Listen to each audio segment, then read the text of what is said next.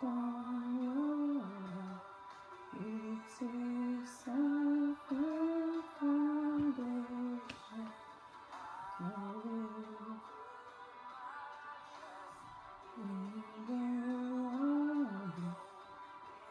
I will not be shaken. Like you, there is none beside you.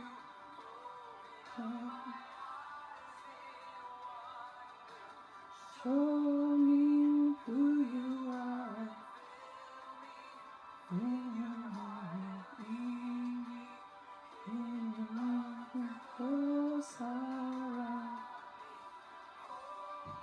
Oh, Kem. How are you, darling? Mrs. Enuma. Hope I'm correcting it well. Hi, darling. How is your husband? How you enjoying the honeymoon? Hi, Taiwo. Good to see you again. Sorry, we're a bit late today. I was at a prayer meeting. Okay, we can start going now since 2 persons are already in the class. Happy New Year once again, Taiwo and Kemi. You are blessed. Thank you very much for coming to class early. I hope that the rest will join us soon. Yeah, great to be here again.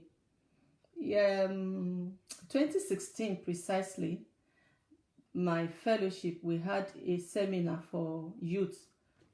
Let me see if I can just put off my phone so that it will just not at a time ring. So yes, we had a seminar for youth, and the title of the seminar then was building a solid foundation for a successful marriage. Somehow, immediately I got done with our last Mercy, you are welcome, darling. So immediately we got done about the last series on the marriage as a destiny. I was, trying to ask what should we do next, and then Holy Spirit just, Desiree, you are welcome. So God just reminded me, Holy Spirit just reminded me of that seminar, that I should treat that, and so that's what I'm going to be talking with us today, or sharing with us today. I want to believe that we'll run fast so that we can finish it today. Toye, welcome. Nicole, Nonso, I can see all of you. You are blessed, and welcome to class. Welcome to Marriage Campus for Singles. So today we are going to be looking at foundation for a successful marriage. Like I said, I'll try and collapse it. When I shared it, I think it has to do it. I ended up spending about 2 hours, but we don't have such time here, and I wouldn't want to break it, so I'll try as much as possible to compress it. I pray God will grant us grace, and as I'm able to drop it, you will understand it as well. I will not make it too fast that you won't be able to understand. I will still make sure that no matter what, you're able to get the import of the message. So once again, you are welcome. Sometime last year, that was November precisely, but I can't remember the dates. There was a tragic event that happened in Lagos. There was this 21-story luxurious building that collapsed. It was so bad that even the owner of that project died inside it. A lot of lives were lost. A lot of people sustained so many injuries. And as people died like that, a lot of breadwinner had gone. A lot of destiny had perished like that. If you have that picture in your mind, you will know you will know how painful, how disastrous, how tragic it is when a marriage collapses. It's as serious as that. It's just that marriage is not a physical building, so we don't tend to see with our physical eye, all that happened to lives, to destinies when marriage collapses. But it's a serious affair. But when we have the right foundation, such kind of incidents will be averted. For example, like the story I mentioned, the incident I mentioned that happened in Lagos, is going to be either faulty foundation or ingenuine materials, or maybe the skillfulness of the people that were doing it. It has to be man-made error that warranted that kind of thing. So also in marriage, if proper caution is not taken, there's going to be disaster. And that is why marriage campus is there, to sensitize us, to help us, especially the singles, how to get yourself well prepared and well equipped, so that by the time you enter into marriage, you enjoy it as God designed it to be. When we say foundation, I'm sure all of us, the first thing that will come to your mind when you have foundation is building, is a structure. So foundation is about the prepared ground or of the base that will carry the structure. It's the groundwork of anything you want to do. That's the foundation. There is a situation, not only building, that you can use the word foundation, but it's basically talking about the groundwork of anything you want to do, and anything that will achieve success, that will be solid and attain goal, must have a solid foundation for it to stand upon. Though marriage is not a physical building, but it is, like a building, it's just like a structure. That's why the Bible said that a wise woman buildeth her own home. It's not talking about the wife should go and rent a house or build a house different from her husband. It's talking about building the marriage and bringing all the lives that are in the marriage. So, and when you also talk about something, when you say something is successful, that means that thing attained or achieved desired goal. For most of us that are students, when you hear, I want to write exam, then the next thing is, I wish you success. That is, I pray that you pass your exam. And when you pass your exam, what happened? You are very happy. So happy married life require having a good foundation for it. If you want to enjoy marriage, you must also have a good foundation upon which that thing will rest upon. So like a story also that we can also use to help our understanding in the Bible is where Jesus was talking about the foolish builder and the wise builder. What made one foolish and made the other wise is the foundation that they built upon. Why the foolish just went about it carelessly, went about it in a passive manner, couldn't be bothered. It was so much in a haste, just like you see many people going to marriage with so much haste now. So some persons also, a foolish man was so much in a haste, he couldn't be bothered, he couldn't do any due diligence. He just got there and started building. But the wise builder, he took his time, he dug the ground, he erected a lot of them. For us that have been at construction site, block will be there, cement will be there, iron will be there. Those things, they solidify that whatsoever structure that is coming upon that foundation, it will be able to carry it. Another saying of Jesus that is also relevant to what we want to share is also where he talked about if you want to build a house, you will sit down and count your costs. So if you really want to have a happy married life, it's not wishful thinking. You've got to sit down. Do I have what it takes to make marriage work? Do I have what it takes, to be a good husband? Do I have what it takes to be a good wife? Don't go about it casually. You've got to ask yourself, so that, like Jesus said, if you don't count the cost, you might not be able to finish the building, and all passers-by will begin to make fun of you, begin to laugh at you. See, he started something, he cannot finish it. We know what it is when marriage fails. A lot of insult, a lot of embarrassment that come about it. So if you don't want such embarrassment in your future marriage or in your present marriage, you've got to work at it. So marriage work, but you've got to work the work. When do we start? The first thing that I will ask is, or I think will be coming up in our mind is, when do we start preparing for marriage? I remember when I was still very, very a child. In short, I was under 10. Any little thing, my grandma, you will just be pointing you to marriage. You insulted somebody. Is that how you're going to be insulting your mother-in-law? You wake up early, late in the morning. And you're a woman, you are waking up this late. How are you going to raise children? Your husband will be angry with you. Your husband will beat you. This and that. Every little thing. It's even as bad as when I'm playing with some of my classmates or so. Yes, classmates. Maybe they happens to, because my compound is big, and the primary school I went in the village happens to be opposite our house. So some of my classmates, when we maybe during break, we can just rush to the house, and my grandma will see me and be like, that's one you cannot marry. Oh, you are related somewhere. I will be like, what kind of woman being is this one? Does this woman not have anything to say other than marry? But now I know better.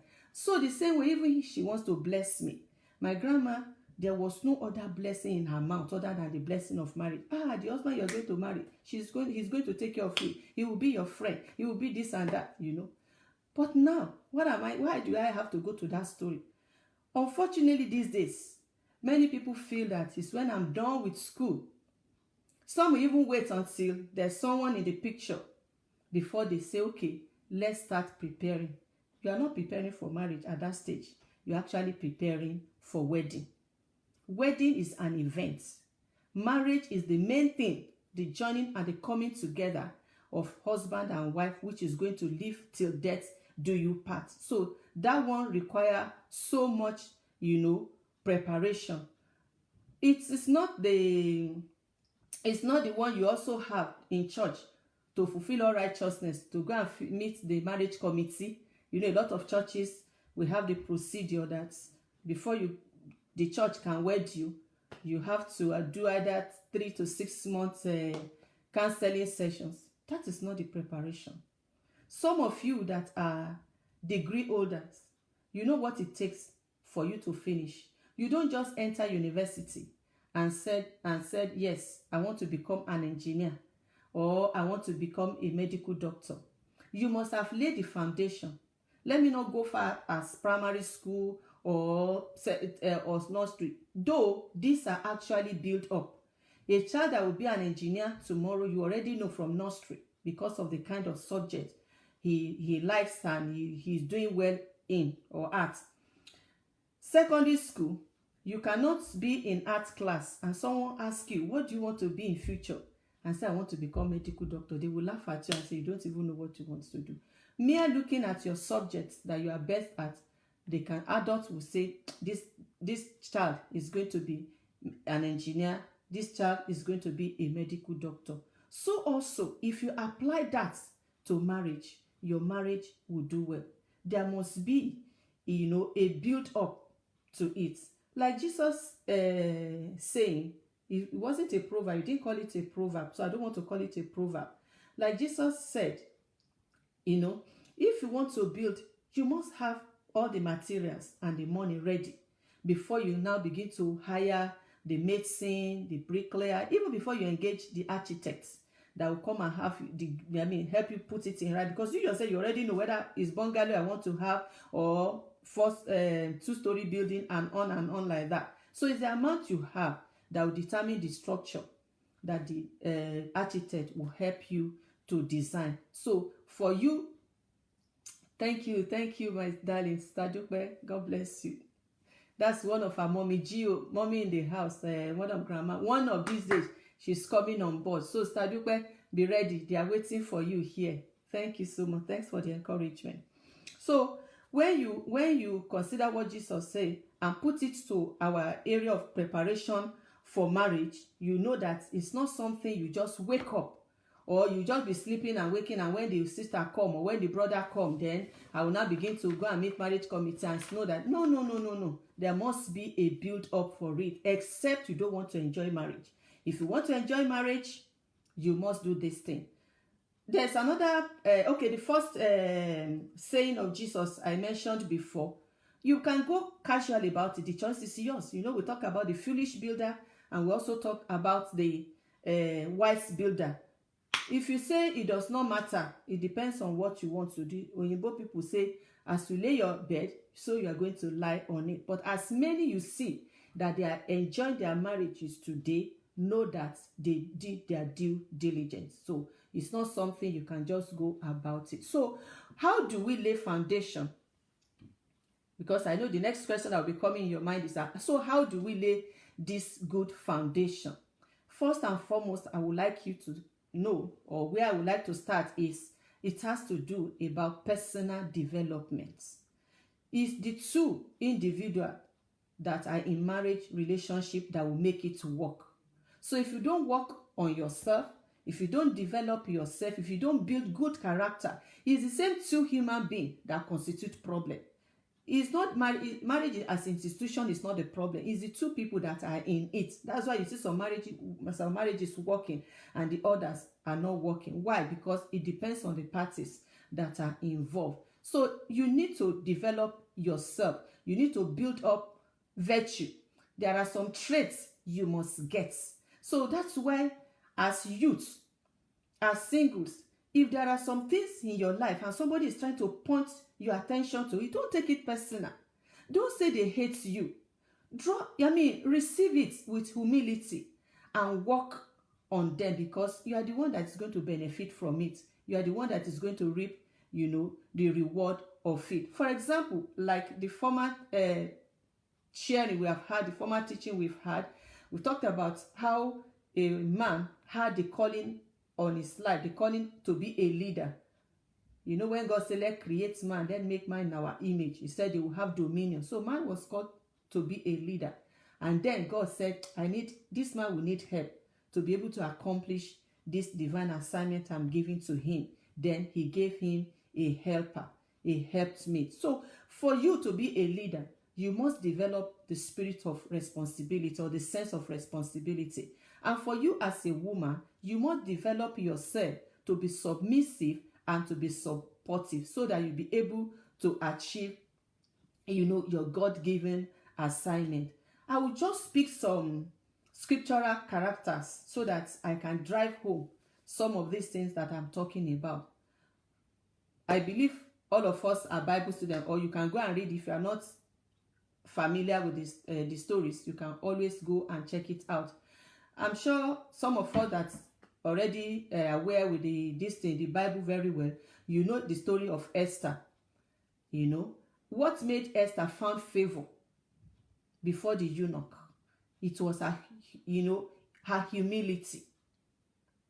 He was such a gratuitous girl that when I imagine I imagine if Esther is of this generation, only God knows the box they will use to carry her, her facial. But when you not ask, what do you want? Because all the virgins, anything they ask, it will be given to them, so that they can get themselves ready to appear before the king. But Esther, he just said, "Sir, I submit to you. You know it all. Just give me whatsoever you think deemed fit." That alone just made her, stand out before the eunuch. What a girl. And he paid out for her, that the man dressed her and he found favor. We know Rebecca's story. Rebecca was not aware what Eliazar's mission was by the wall. But thank God that she's an hardworking and a courteous girl. That was what made way for her. And when she got to the well, she greeted the man. The man said, "Can you give me water?" No, not only you. I'll give you the water and I'll also give your camel. And that was exactly what Eliazar said. "God, as I'm standing here, let it be that any handmaiden that come here and I ask her for water, and she said, not only you will I give water, I will also give your camel. Let it be that is the daughter, that is the wife you have prepared for my master." And that was how Rebecca, got the husband of her destiny. Imagine if Rebecca is of this generation. I'm sure they will even, first of all, look at the man from head to toe. Some these days, they even find it difficult to greet. Even when you greet them, to respond to you is such, when they are even busy with their phone, how would they even acknowledge anybody greeting them? Such virtue, they have become old school. But my dear, they are the things that you need if you really want your marriage to work, because you're going to relate with all your in-laws. They will count you as, someone that is proud if you don't know how to relate, if you don't know how to greet, and hardworking. Look at Rebecca, a lady, not a man. We know how Carmen or we've read how camel drinks water so much. For one single lady to have fetched water for all the camel to drink, then you know that was not a child place, but she did it. She did it because that is what she was made of. It was not begged. She wasn't begged. She didn't do it grudgingly. She did it with all liveliness in her. Why? Because that is how she had built herself up. Look at Deborah. Deborah was courageous. Even in the days when men were no longer there, Deborah as a woman, she stood as a judge. She judged Israel for many years. If you want to be a helpmeet for your husband, you must be someone that have the spirit of courage. This kind of thing does not come anyhow. It has to be in the place of your fellowship with God. You must be someone that have that interpersonal relationship with God to be your, because the day your husband will be down and a lot of things make him so discouraged, you are the one. You must find a word of encouragement to give him. When he says, we cannot, you say, darling, we can do it. Babe, we can do it, because you already have the spirit of God in you. Abigail is there, wise-hearted.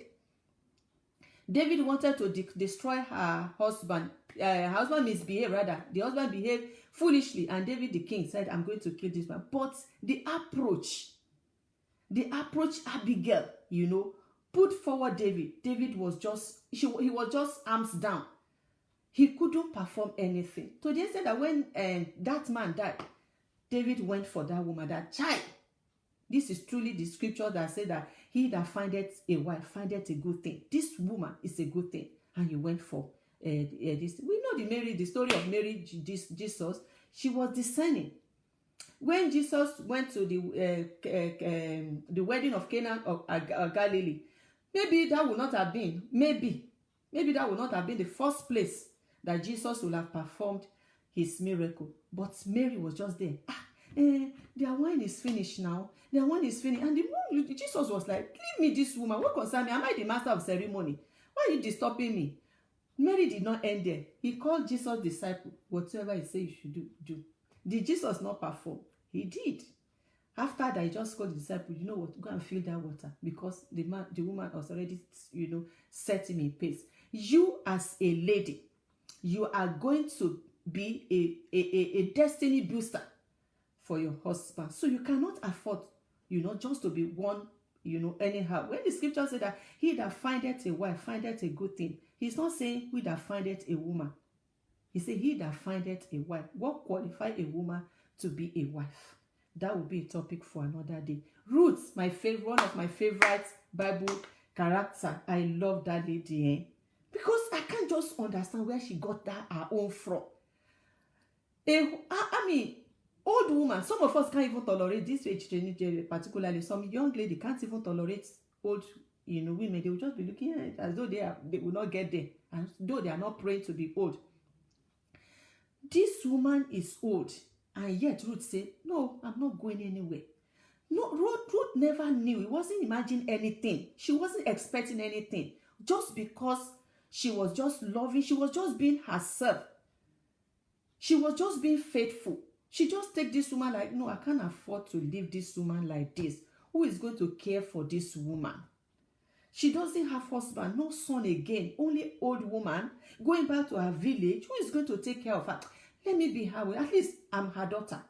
If there's no other person she can relate with, let it be that she's relating with me.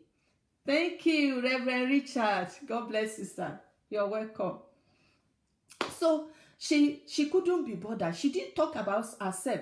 Somebody else, you'll have expected that Ruth should go out there to go and look for younger men. I'm too young now to be a widow.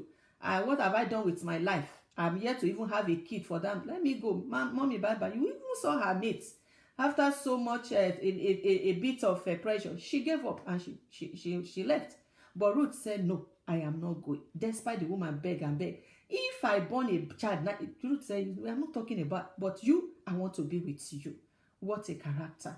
Some have seen these days, not all. Some have these days. They will have so programmed themselves that they are not available for anybody. It's just me, myself, and I. One man faculty. If you don't get rid of that, it's going to be tough for you in marriage. So, also Moses, those are women. Let me talk about the men. Moses, a man so meek. The Bible even said that of all men, not men generic now, not as gender, of all men born, there is no one that is as meek as Moses. Moses, intercessor. God said, don't worry, those people, I know they are stubborn. Let me kill all of them. I will make a nation out of you. Moses said, no. Kuku, kill me rather, and let them be. So that the other nation will not hear what have happened to them. It be that, God, you come and make yourself a liar. No, we can't do that. And God answered. He was a leader. Fought for his people. We saw Samuel at old age. He heard the voice of God. Obey. How many of our youth these days, that even at their youthful age, their relationship with God is so hot that they can hear God calling them, talking with them. But you need it, because when you want to make that choice, you've got to ask God to direct you. So if you have not established your relationship with God in such a way that you can hear from him, how are you going to hear him when he directs you that this is the person you are to marry? Another Bible character that I always love to talk to you is Boaz. One thing that Boaz did that's really, really encouraged my heart, and I wish our older men can teach, our younger men these days, is the fact that man is a man of integrity.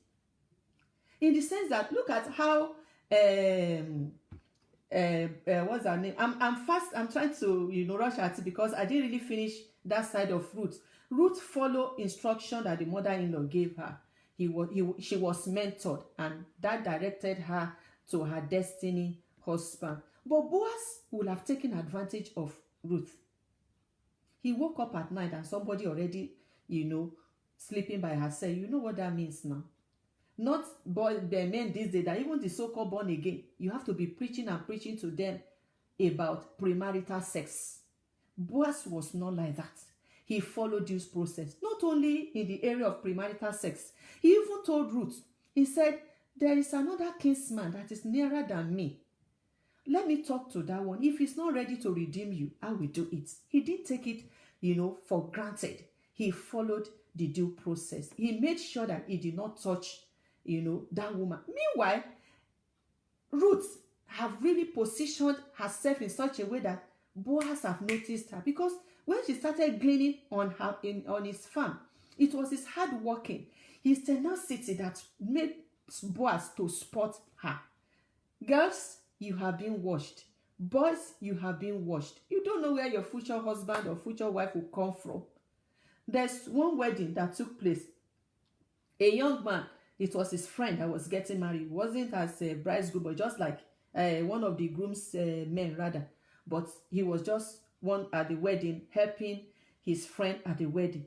And so one of the mummies came. He collected the bag and took the mummy to where the mummy was going to sit down.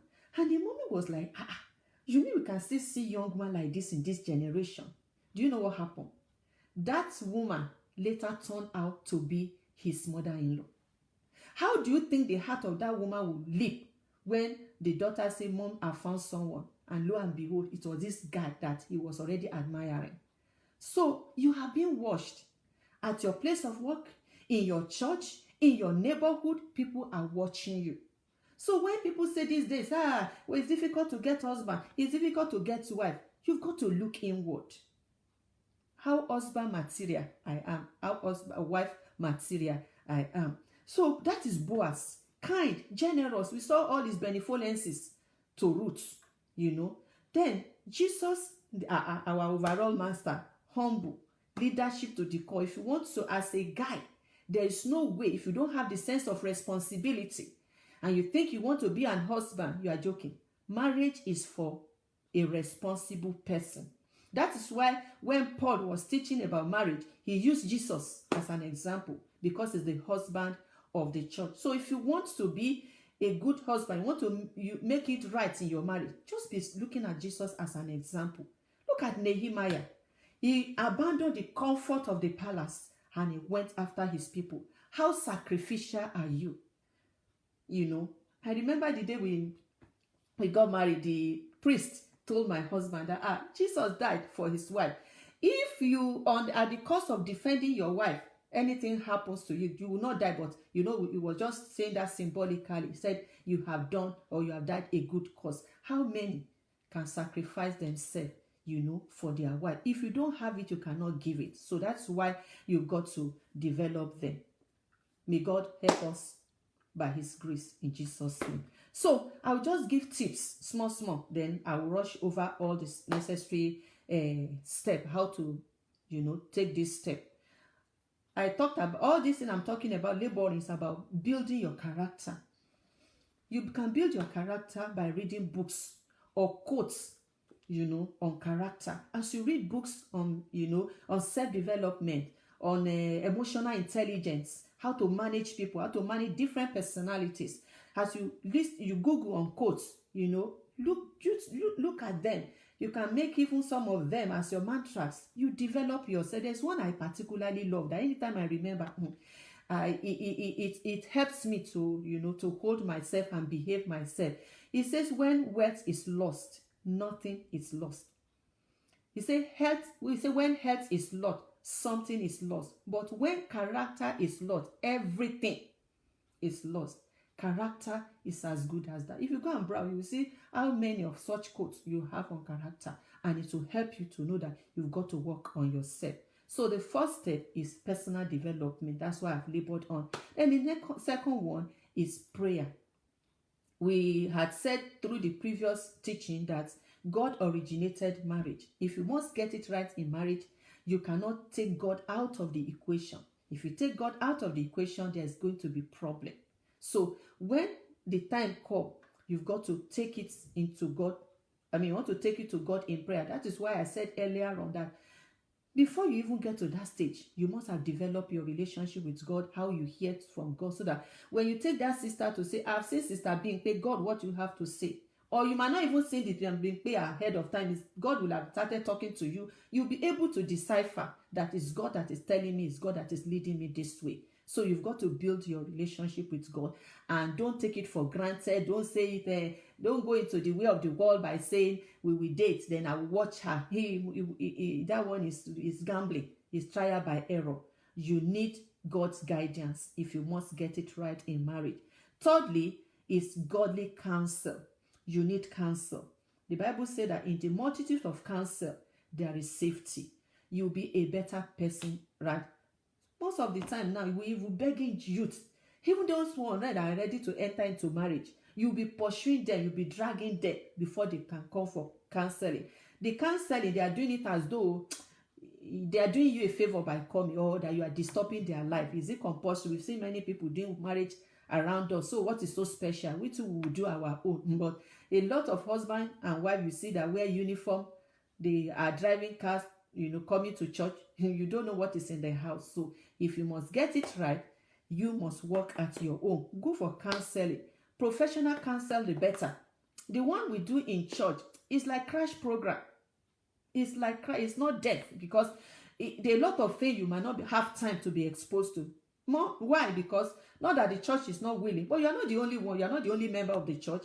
And most of the members of the church, most of the members of marriage committee in the church, they are doing their own business. They are doing their own job. So they won't have all the time, to give only you. So that is why, even if you are able to get additional, professional counselor to equip yourself, it is for your own good, So that's that. Then you read Christian literature on marriage. These days, even if you don't have money to buy, but why won't you even buy? If you can buy yourself shoe, if you can spend money to go to school, if you can, if you can, what do they call it? If you can burn, what do we call it when we are reading for exam? You can burn the midnight candle because you want to have good grade. Why not do it for your marriage? Because, thank you, darling. Another big daddy in the house. That's my husband. Thank you. So the degree you are doing midnight for to read, if you get it wrong in marriage, my dear, that marriage bad. That bad marriage can mesmerize, can mess up the certificate for you. So it's better. Read Christian books. These days, we when you even recommend book, you are the one that will still be pursuing. What of the book? Mommy, I'm in chapter 1. Some will not even have started. Why is it like that? Knowledge is power. When you read book, it will let you know what to expect in marriage. He will let you know what's happening there that you have never known. So when the man begin to manifest or the lady begin to manifest, you will not take it personal. You know where it's coming from. You know that this gender you want to marry is totally wired from the way you are wired. So when he begin to behave as a man, you know he's behaving as a man. Or when she begin to behave as a woman, you know that is how woman behave. So you won't say my wife own is too much, because those are the things that actually cause crisis in the marriage. But if you don't equip yourself, how are you going to know all this? So buy yourself books. Discipline yourself to read them. If before you get married, if you read at least 5, no matter what, on different topics, on finance, on sex, on in-laws, on and on like that, you will be a better spouse when you join. And when you join the man, you also make sure the person also read, so that both of you are well equipped. If you are reading, the other person is not reading, to be as though you're unequally yoked, though God says you should marry. So as you are developing yourself, the other party is also developing his or herself. You also spend time with married couples. This is very, very important, and it is very good. Look, let somebody mentor you. Some of us want to run away from adults because we feel we will get to do some chores in their houses. That chores you are running away from, you are still going to do it, whether you like it or not. At this time, nobody will even be there to help you. I've even had a case where a relationship that was to break. Why? Because the husband was complaining, my wife is dirty, my wife is this. Even if she's cooking, she will forget, she will not cover the pots. You wife, why are you like that? It's because it's not my duty to do. I will go and get house help. House help? Where are you going to get that one from? What if you are abroad? You know that. But she's just saying that to cover up her negligence, her laziness. If you are someone that is diligent and hardworking like Rebecca, will you be looking for house help, to come and clean your house for you? So these are things that cause trouble in homes if you are the one that don't know what to. But when you go to married couple to spend time with them, you see how things are done. Home management, ask them question, auntie or mommy, depending on who they are to you, how are you able to do it? You go to work, you come back. I remember there was there's a story that just dropped in my mind now as I'm talking. It's a young lady too that was staying with me. She was planning to get married, and she came to me in my shop. And that day I was having serious headache that I even had to buy something cold to place on my forehead. But when we got home, I just dropped my bag and jumped to the kitchen straight away. And I saw her countenance drop. I thought she was hungry. I said, "Oh, so sorry, we're soon going to get done with food." He said, "No, mommy, it's not food." I said, "What's it?" He said, you just get me scared." I said, "Scared of what?" He said, "Scared of marriage." I said, "How?" She said, "Is it how it is?" I said, "I don't understand what you're saying." She said, "But you were complaining headache. We just got home. You didn't even sit down. You just enter enter the kitchen straight away. That's how I'm treating my husband as though he's a king." I said, he's a king. If you want to be a queen, you must treat your husband as a queen. I said, so far that headache can still make me to stand on my feet. That headache that still allow me to drive home, then I must still fix his food. I must still fix his food before any other thing. So I just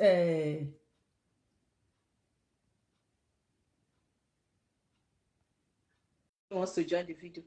So I just told her that. I said, "So what do you expect me to do? If you are in my shoe, what will you have done?" She said, she had to go and rest first. I said, "Yes, I know.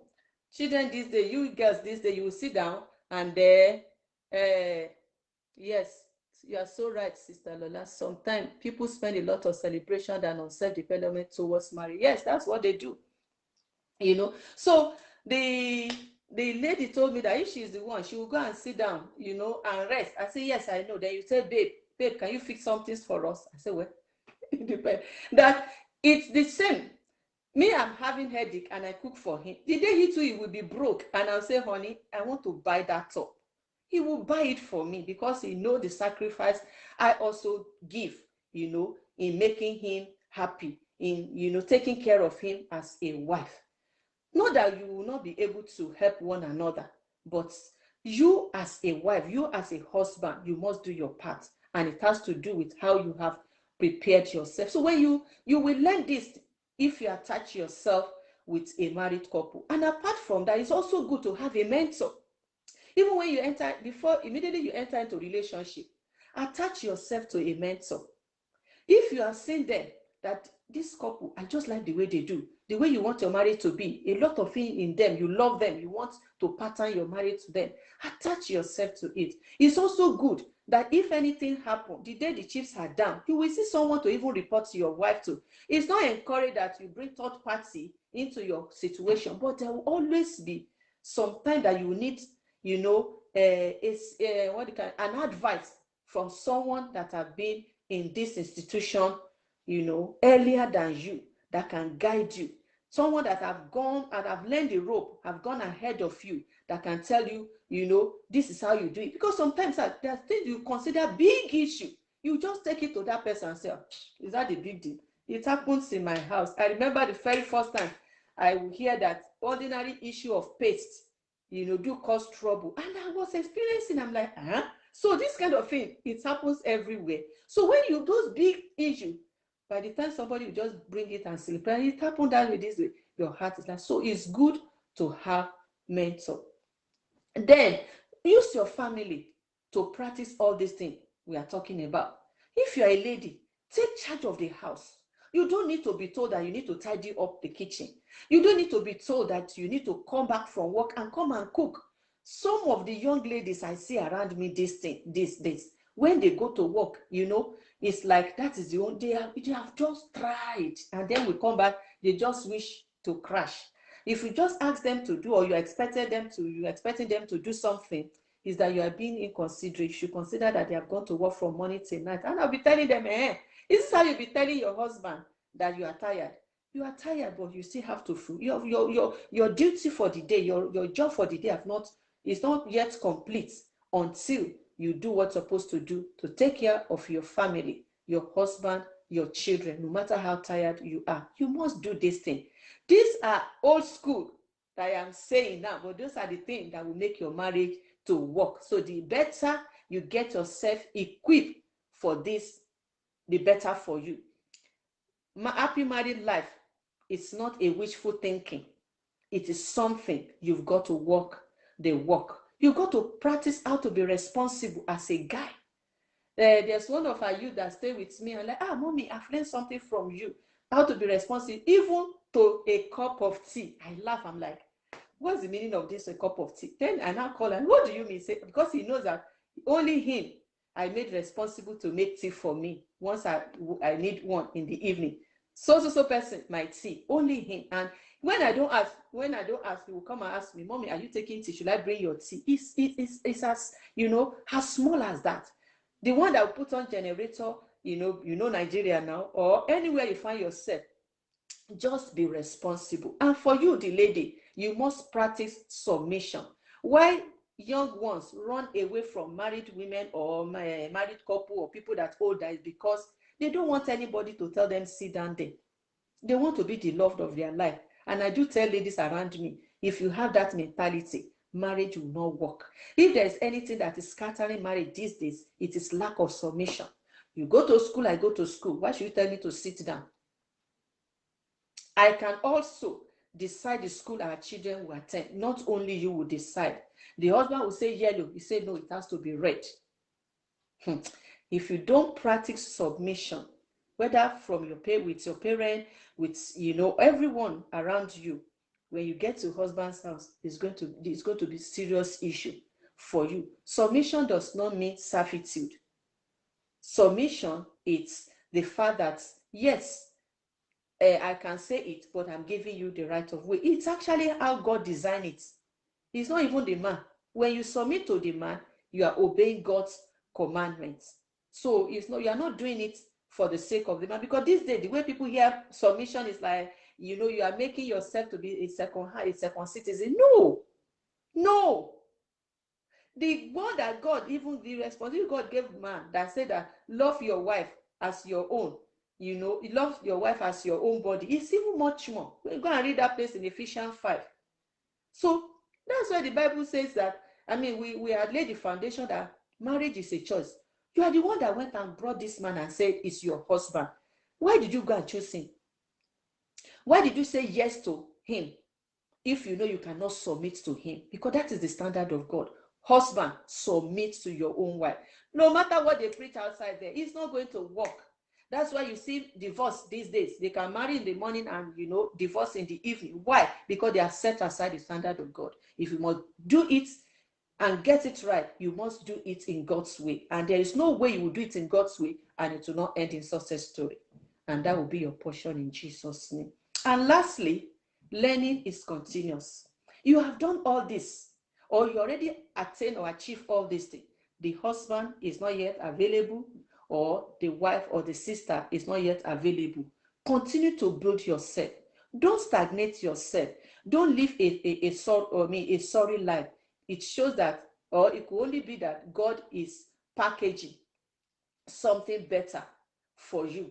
So wherever you are, use your single life in such a way that by the time you remember a future, you will thank God for that time. Maybe God is giving you more time to build something. Build your potential, all the things you want to do as a person. Because marriage comes with responsibility. Whether you're a guy, whether you're a lady, once you enter into marriage, there's going to be a bit of distraction. That is why Paul said, if everybody can be like me, you better not to marry. Because when you are married, you be careful for many things. You want to care for your wife, you want to care for your husband, and then the children will come. But that single life that you still have, my dear, use it very well.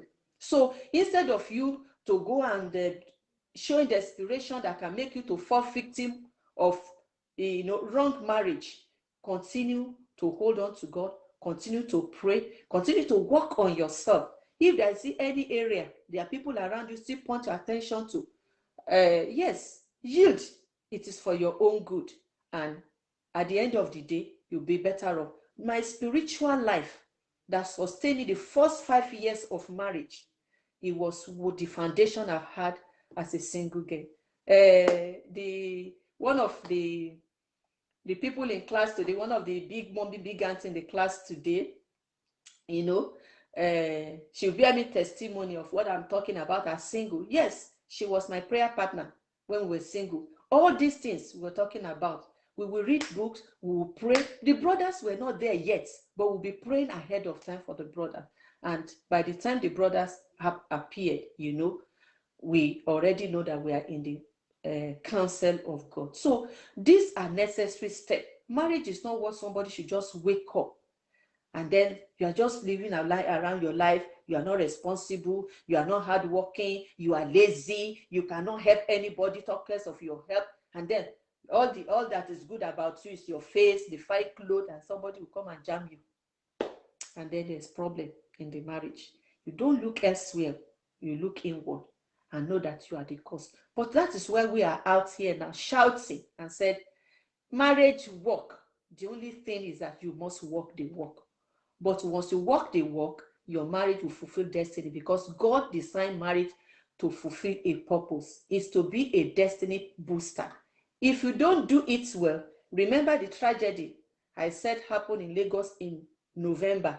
How many people died in that collapsed building, even including, the owner of that project. That's how bad marriage, kill many destinies. Yours will not be like that, as you hear me. Mine also will not be like that, in Jesus' name. So that will be the end for today. Oh, we've really taken time. Oh, wow, time flies. Okay, are there questions? I just try to make sure that I don't break it. It will be a bit difficult for me to break. That's why I try to finish it. Thank you, Tamunotoyin, my daughter. So, does anyone have question?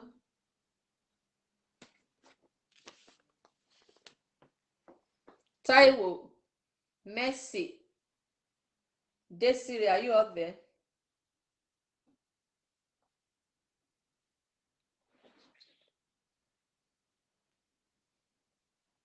Okay, so that will be all for today. Okay, thank you, Taiwo. And I hope you enjoyed today. Thank you. Oh, thank you, Kemi. You said it's very insightful. I'm happy to hear that. Thank you very much. So we'll be calling it a day now.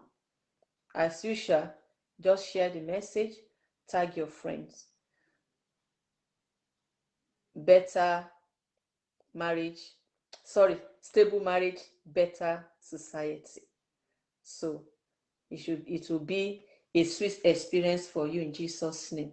Kemi, the latest bride in the house. I celebrate you, my darling. Okay, so that will be all for today. Bye.